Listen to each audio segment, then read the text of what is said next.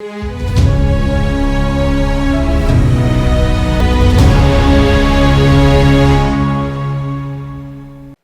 दोस्तों, राजनीति की बातें किताबों की कहानी में आपका स्वागत है। मैं हूं आपका दोस्त धर्मेंद्र कुमारी।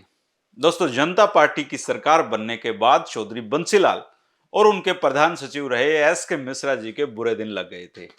चौधरी देवीलाल दोनों को हर हाल में जेल में देखना चाहते थे और दोनों इससे बचने की कोशिशें कर रहे थे।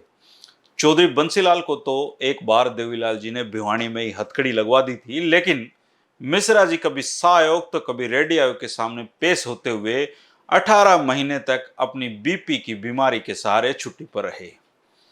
अब वो स्टडी लीव लेना चाहते थे और इसके लिए हरियाणा के मुख्यमंत्री चौधरी देवीलाल से मुलाकात करना जरूरी था। मिश्रा जी इस मुलाकात का रिस्क जानते थे और पता था कि चौधरी देवीलाल पहली प्रेस कॉन्फ्रेंस में ही उनको जेल भिजवाने का इरादा जता चुके हैं। फिर भी एक आईएएस अफसर 18 महीने तक बिना ड्यूटी के किस तरीके से दिन काट रहे होंगे, आप अंदाजा लगा सकते हैं।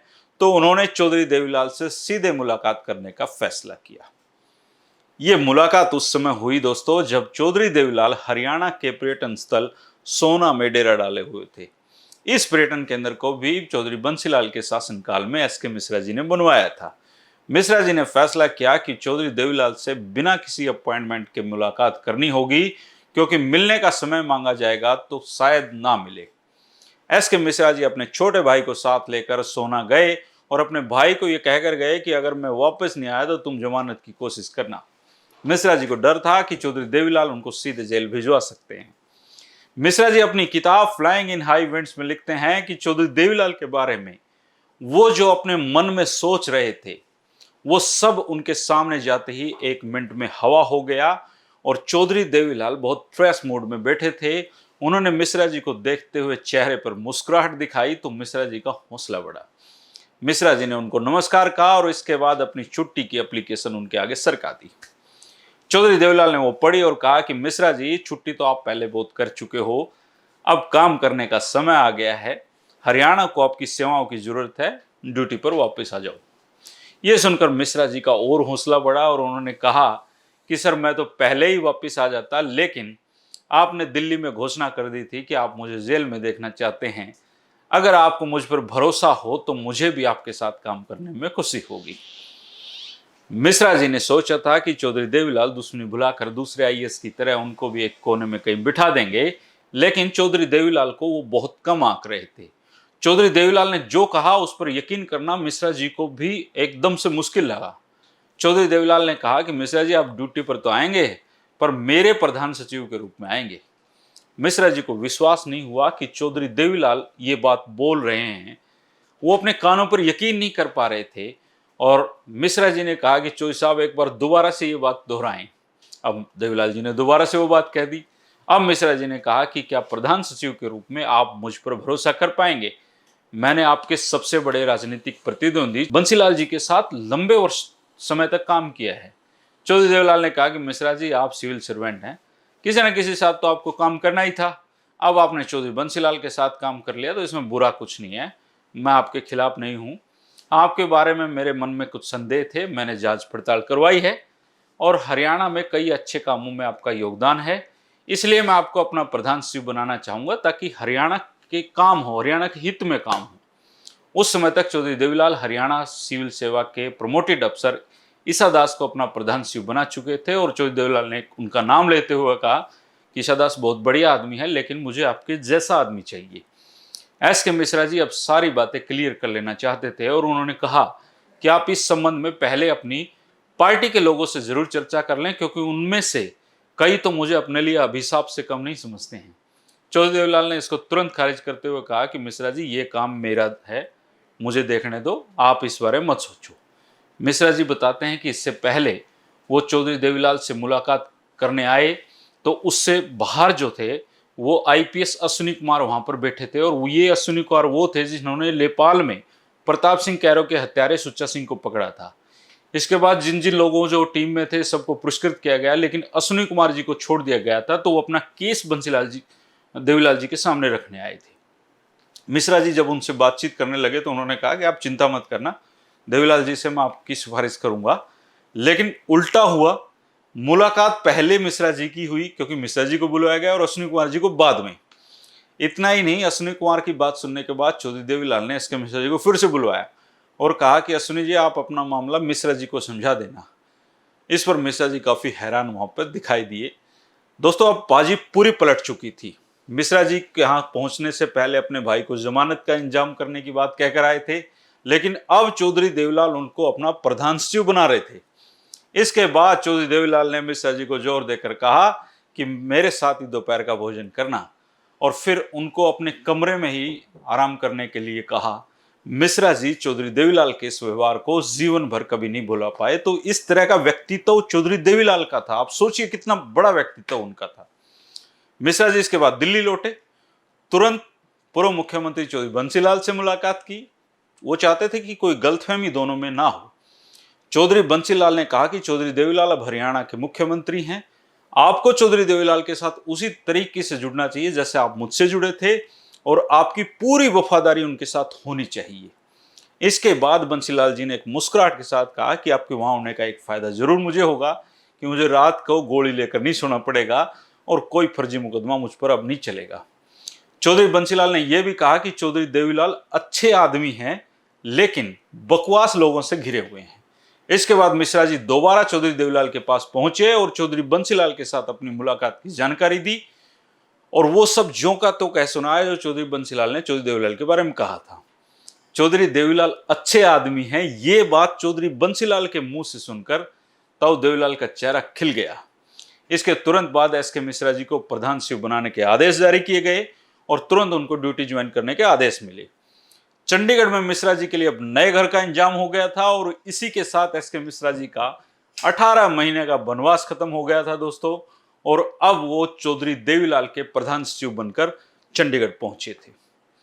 हरियाणा में उस समय के राजनीतिक जो पंडित थे वो सुनकर चकरा गए थे कि जो अफसर बंसीलाल के इतने नजदीक रहा हो उसको चौधरी देवीलाल अपना प्रधान सचिव बना सकते हैं, कैसे? मिश्रा जी प्रधान सचिव तो बन गए थे, लेकिन अभी उनको बहुत कुछ समझना बाकी था, क्योंकि दोनों के जो काम करने का स्टाइल था बहुत अलग अलग था। मिश्रा जी ने अपनी किताब में इसका भी बड़ा खुलकर खुलासा उन्होंने किया है, और मिश्रा जी लिखते हैं कि जल्दी उन्होंने ये समझ लिया था कि चौधरी देवीलाल से ज्यादा तो उनके बड़े भाई सावराम जी की चलती है। इसके बाद चौधरी ओम प्रकाश चौटाला और रणजीत सिंह के नाम का सिक्का चलता है।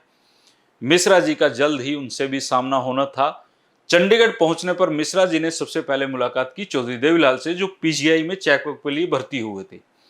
उनके कमरे से बाहर आते उनके भाई सावराम सिंह से उनका आमना सामना हुआ, और सावराम जी ने हरियाणवी लहजे में मिश्रा जी को संबोधित किया, और मिश्रा जी को भी समझ में आ गया था कि अभी लड़ाई लंबी है।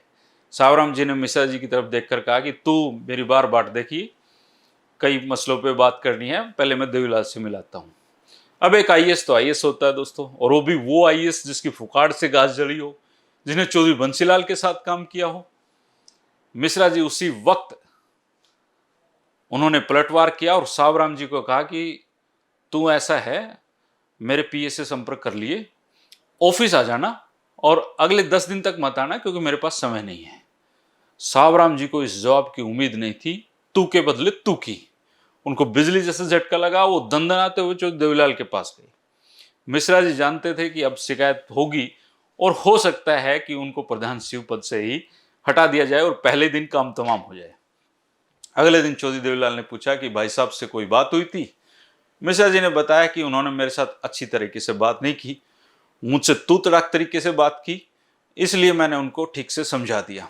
चौधरी देवीलाल मुस्कुराए और कहा कि मैंने भाई साहब को सलाह दी है कि वो आपको दूसरे अफसर जैसा ना समझे, क्योंकि सब एक जैसे नहीं होते हैं।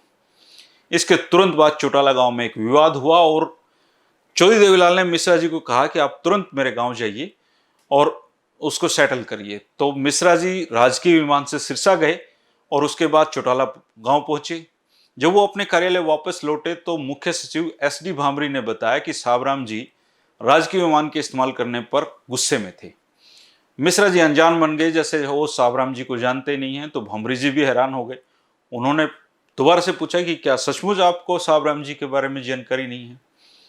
लेकिन जल्दी उन दोनों की मुलाकात हुई, लेकिन ये कड़वाहट भरी मुलाकात नहीं थी, इसमें चीनी जैसी मिठास थी।